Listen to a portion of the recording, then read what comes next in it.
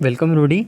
ये बहुत ही important problem है और ये प्रॉब्लम की अगर आप मार्किंग स्कीम देखोगे तो 8 नंबर का मार्क्स है। 8 मार्क्स का ये प्रॉब्लम है तो काफ़ी अच्छा वेटेज रहता है। ओके, तो अगर आप ऐसा एक प्रॉब्लम कर लेते हो, दो प्रॉब्लम अगर ऐसा एग्ज़ाम में 2-3 कर लोगे तो आपका पास ऐसे ही हो जाओगे।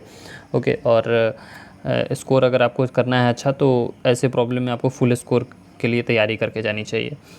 तो देखो कुछ चीज़ जो कि मैं बता दे रहा हूँ कि इस प्रॉब्लम को सॉल्व करते समय आपके पास IS 800 2007 होना चाहिए। अगर आपके पास IS 800 2000 नहीं है तो आप उसका PDF डाउनलोड करके और उसे जो है वो अपने लैपटॉप या फ़ोन में साथ में देख लेना जहाँ पे मैंने क्लॉज लिखा हुआ है, क्योंकि मैं क्लॉज तो लिख दूंगा लेकिन फाइनली जब आप प्रॉब्लम सॉल्व करोगे तो आपके हाथ में जो है वो आपके पास पता होना चाहिए कि कौन सा क्लॉज कहाँ से यूज हो रहा है। ओके, क्योंकि एग्ज़ाम में आपके पास वीडियो नहीं होगा, एग्ज़ाम में आपके पास सिर्फ कोड होगा या फिर सिर्फ फार्मूले होंगे, तो आपको पता होना चाहिए कि कहाँ पे क्या यूज़ करना है। ओके, सो देखो हमें जो है वो एक वेब प्लेट गर्डर दिया गया हुआ है और उसमें लोडिंग कैसी है ये दिया गया हुआ है, डेड लोड दिया गया हुआ है, इम्पोज लोड दिया गया हुआ है और यहाँ पे जो है वो इफ़ेक्टिव स्पैन दिया गया हुआ है और यहाँ पे जो है वो हमें 2 मूविंग लोड भी दी गई हुई है जो कि 200 किलो न्यूटन है, स्पेस्ड 2.5 मीटर अपार्ट। ओके, अब इसमें जो FY है ये सब भी दी गई हुई है। तो हमें जो है वो पहला पार्ट अगर आप देखो, ओके ये सभी डेटा है, यहाँ तक 6 नंबर तक जो है वो डेटा है। तो जो फर्स्ट पार्ट है वो है design the flange plate of the girder. Okay, design the flange plate of the girder. तो सबसे पहले हमें क्या करना है कि इफ़ेक्टिव स्पैन लेनी है जो कि दिया गया हुआ है 30 मीटर और ये वाला आप यूज़ कर सकते हो रिलेशन D/L = 1/15। अब इसमें D की वैल्यू आपको निकालनी है, L की वैल्यू दी गई हुई है 3 मीटर, तो मैंने यहाँ पे D आया हमारा निकल के 2000। ओके, सिंपल, D का वैल्यू निकल के आ गया, ये रिलेशन आपको याद रखना है। उसके बाद BF की वैल्यू 0.3D, ये भी आपको रिलेशन याद रखना है कि पहले D निकालनी है फिर BF = 0.3D।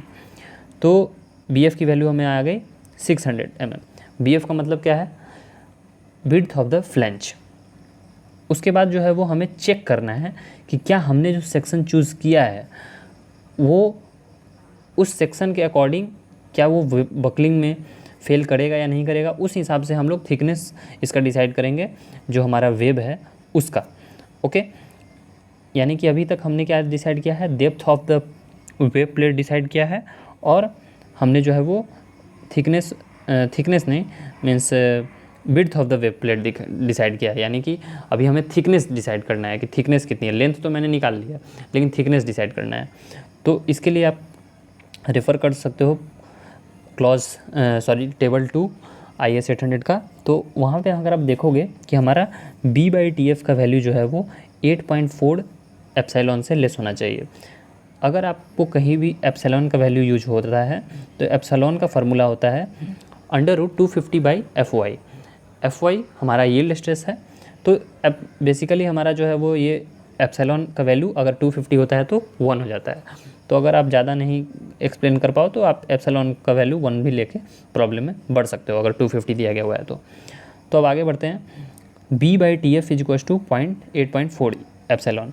तो B जो है वो हाफ ऑफ BF होता है। यानी कि अगर आप देखो तो I सेक्शन में ऐसे कुछ हमारा बनता है I सेक्शन, तो BF पूरा लेंथ होता है। ओके, ये पूरा BF होता है और ये जो हाफ लेंथ होता है इसको कहते हैं B। Okay, so B = half of BF। और जो TF है यहाँ पे इसी रिलेशन को यूज करके TF = क्या हो जाएगा, B/8.4। बस वही हमने कर दिया। इसमें 0.5 BF, B की जगह पे 0.5 BF हो जाएगा और इसमें आप वैल्यू निकल के आ रही है 35.71। तो हमारी थिकनेस जो है वो 35.71 mm आ रही है। तो हमने इसको थोड़ा बढ़ा के ले लिया 40 mm। ओके, हमने 40 mm का थिकनेस ऑफ द फ्लैंज ले लिया। यानी कि फ्लैंज क्या होता है, ऊपर वाला पोर्शन। तो ऊपर वाला पोर्शन का थिकनेस हमने 40 mm ले लिया और जो ये साइड है वो 600 ले लिया और जो ये है ये 40 mm ले लिया। अब बात करते हैं वेब प्लेट की। तो वेब की, तो यहाँ पे वेब के लिए हमें जो है वो क्लॉज 8.4.2.1 में जाते हैं और d/Tw का वैल्यू हमारा लेस देन 67 एप्सिलॉन होना चाहिए। तो d आपको मालूम है, d का वैल्यू क्या हो जाएगा, capital D minus 2 times thickness of the flange. Okay, capital D is equals to small d is equals to capital D minus 2 times of thickness of flange. Okay, अगर मैं थोड़ा डायग्राम से आपको समझाऊं तो डायग्राम से देखो ऐसे बनेगा कि एक ऊपर में ऐसे, फिर ऐसे और एक ऐसे। तो अगर मैं आपसे पूछूं डिस्टेंस यहाँ से यहाँ तक का, ओके यहाँ से यहाँ तक का, तो ये क्या हो जाएगा, ओवरऑल डिस्टेंस यहाँ से यहाँ तक minus 2 times of thickness of the flange. Okay, देखो इसमें फ्लैंज किसको कहते हैं वो मैं आपको बता दे रहा हूँ। तो फ्लैंज, आई होप कि आप कंफ्यूज नहीं हो रहे होगे, इन दोनों को फ्लैंज कहते हैं और बीच वाले को वेब बोलते हैं। ओके, ऊपर वाले को फ्लैंज और बीच वाले को वेब। सो अब जो है वो d/Tw is equal less than 67 epsilon. तो हमें जो है वो क्या निकालना है, Tw। तो सिंपल सा मैथमेटिक्स यूज़ करके आप यहाँ पे निकाल लोगे, कितना आ रहा है 28.65 mm। तो हम लोग प्रोवाइड करेंगे कितना, 30 mm। ओके, 30 mm का हमने प्रोवाइड कर दिया और ये जो है वो डी निकालने का कैसे किया है मैंने वो लिख दिया है। सो हमारा ऐसा कुछ सेक्शन बन रहा है और इसी का फ़ोटो जो है वो डायग्राम मैंने यहाँ पे ड्रॉ किया है।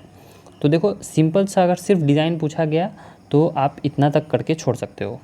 Okay, design of the flange plates of the girder. लेकिन इसमें अगर आपको चेक भी रहता, ओके मैंने तो इस प्रॉब्लम में जो है वो चेक भी कर दिया है, लेकिन अगर जो है वो चेक आप चाहो तो एग्ज़ाम में इतना तक छोड़ सकते हो। लेकिन अगर आपको आता हो और अगर आपके पास टाइम है तो आप इसके आगे भी जो है वो 5 मिनट लगाकर प्रॉब्लम को आगे बढ़ा सकते हो। लेकिन अगर आप सिर्फ डिज़ाइन करना चाहते हो तो यहाँ तक भी आप डिज़ाइन करके छोड़ सकते हो। ओके, तो इसका डिज़ाइन में जो है वो क्या करना होगा आपको, देखो डिज़ाइन में आपको जो है वो इसका शियर कैपेसिटी चेक करना है और मोमेंट कैपेसिटी चेक करना है। ओके, शियर कैपेसिटी और मोमेंट कैपेसिटी। तो उसके लिए जो है वो सबसे पहले आपको यहाँ पे हमारा ख़त्म हुआ था डिज़ाइन, लेकिन इसके बाद शियर कैपेसिटी चेक करने से पहले, ओके ये वाला जो मैंने किया है इसको आप बाद में करना, इससे पहले जो है वो ये वाला करो। ओके, ये वाला, तो इस पार्ट को जो है वो मैं अवॉइड कर रहा हूँ। आप चाहे तो जो है वो PDF से देखकर खुद से समझ सकते हो। लेकिन हाँ, इसमें एक चीज़ जो है वो आप देख लेना कि मैंने जो है वो लोडिंग शायद 25 सिर्फ डेड लोड लिया है। ओके, तो 25 प्लस 37, 25 प्लस 12.5 और इन दोनों को मल्टीप्लाई करना 1.5 से, तो ये आपका जो है वो टोटल W आएगा। यानी कि आप जो मैंने यहाँ पे जो है वो ये प्रॉब्लम सॉल्व करते समय लिया है ना यहाँ पे 25, तो ये 25 नहीं होगा, ये 25 प्लस 12.5 यानी कि 37.5 इंटू हाउ मच 1.5।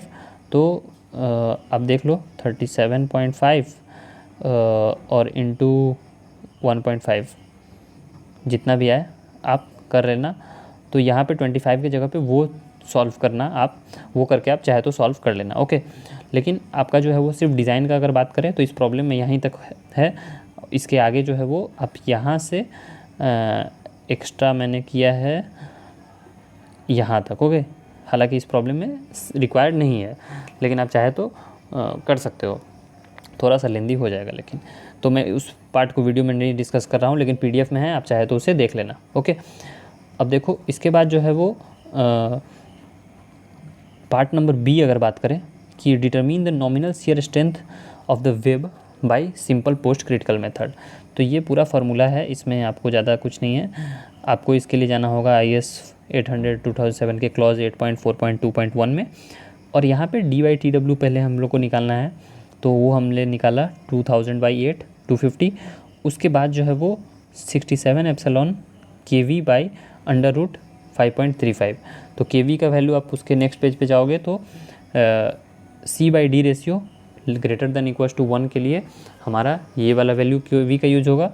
और C/D क्या होता है, C/D होता है C means centre to centre spacing and D means जो डेप्थ है वो। तो 2/2 यानी कि 1 आ रहा है, तो हमारा 1 या फिर 1 से ग्रेटर के लिए के वी का वैल्यू ये वाला यूज़ करना है फॉर्मूला।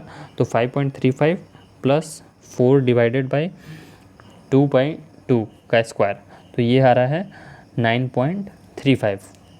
ओके, सो 9.35 जो है वो हम लोग के वी का वैल्यू यूज़ करेंगे और इस वाले में फार्मूले में पुट करेंगे। ओके, तो हमारा उससे निकल के आ रहा है वैल्यू 88.57। तो हमारा जो d/tw है वो क्या है, ज़्यादा है एज़ कम्पेयर टू दिस। तो इसका मतलब क्या हुआ कि buckling will govern the yielding. Okay, यानी कि हमारा बकलिंग पहले हो जाएगा, यील्डिंग बाद में होगा, जो सेक्शन है उसका। ओके, इसके बाद जो है वो क्लॉज 8.4.2.2 IS 800 में आप देखोगे VN = VCR। हमारा जो टारगेट है वो निकालना है VD या फिर VN/γm0।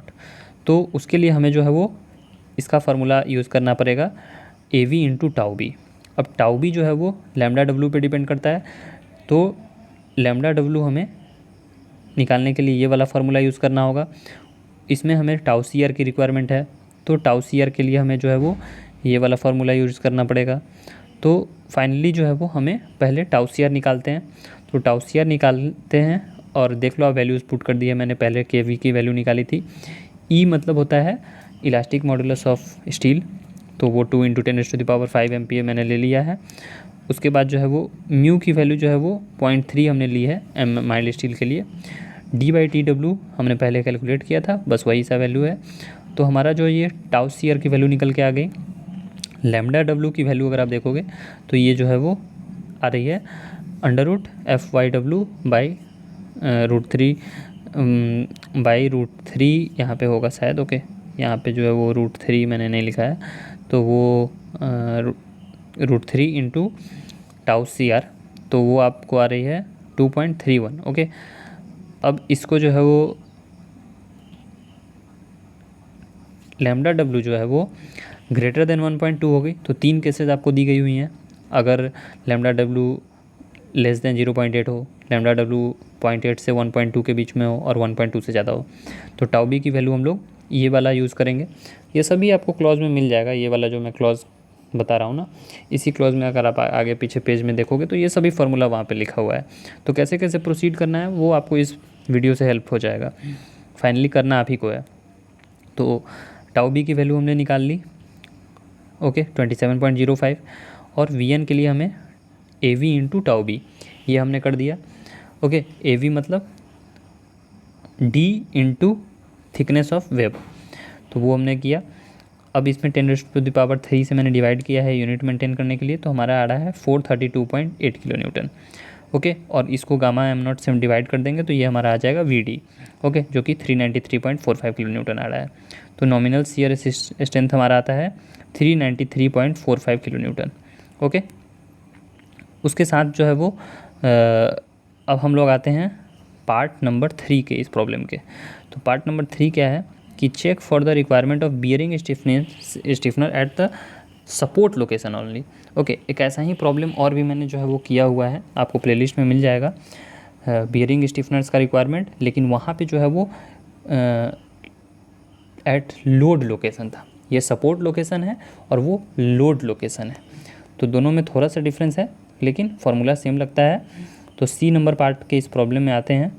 तो देखो इसमें जो है वो आप क्लॉज 8.7.4 में अगर आप जाओगे तो ये वाला फार्मूला आपको देखने को मिलेगा। ओके, अब इसमें जो है वो हम लोग B1 की वैल्यू एज्यूम करते हैं, ये आपको प्रॉब्लम में नहीं दिया रहेगा।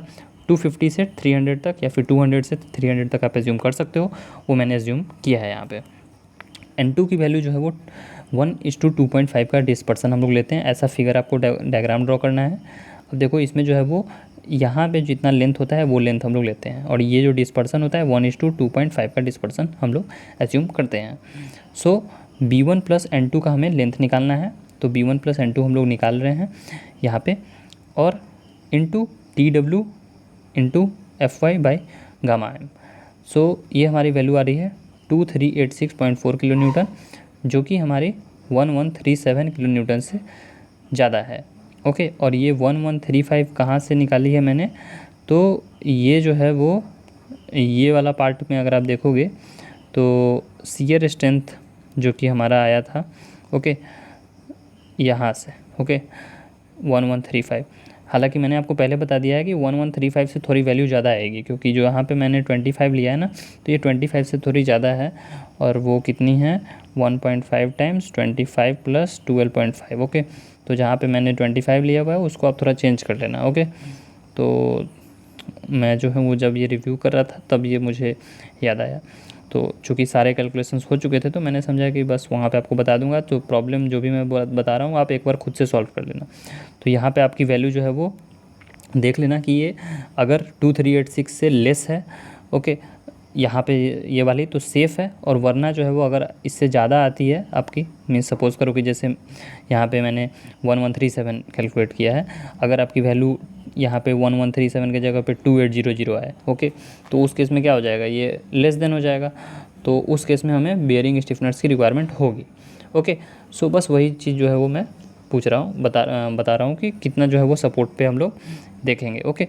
सो आई होप कि उसके लिए आपको जो है वो इसका रिक्वायरमेंट होगा, तो थोड़ा सा कैलकुलेशन आपको कर लेना पड़ेगा, क्योंकि बिना उसके किए आप शियर फोर्स के नहीं आगे बढ़ सकते हो।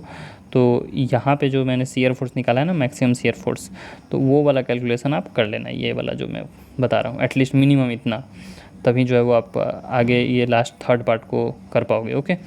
सो आई होप कि आपको जो है वो तीनों पार्ट मैंने बता दिया है और आप खुद से इस प्रॉब्लम को सॉल्व करो। और अगर आपकी कोई डाउट आती है तो वीडियो को पीछे जाओ, फिर से देखो, क्लॉज जो कि मैं बता रहा हूँ उन सभी को आप खुद से पढ़ो थोड़ा सा कोड से, और तब जो है ये प्रॉब्लम आपका ग्रैप हो पाएगा और आप इसमें अच्छा स्कोर कर पाओगे। So thanks for watching the video. और फिर भी अगर कोई क्वेरी होती है तो आप कमेंट बॉक्स में कमेंट कर सकते हो। इसका नोट्स आपको टेलीग्राम ग्रुप से मिल जाएगा, वहाँ से आप डाउनलोड कर लेना। And please subscribe the channel.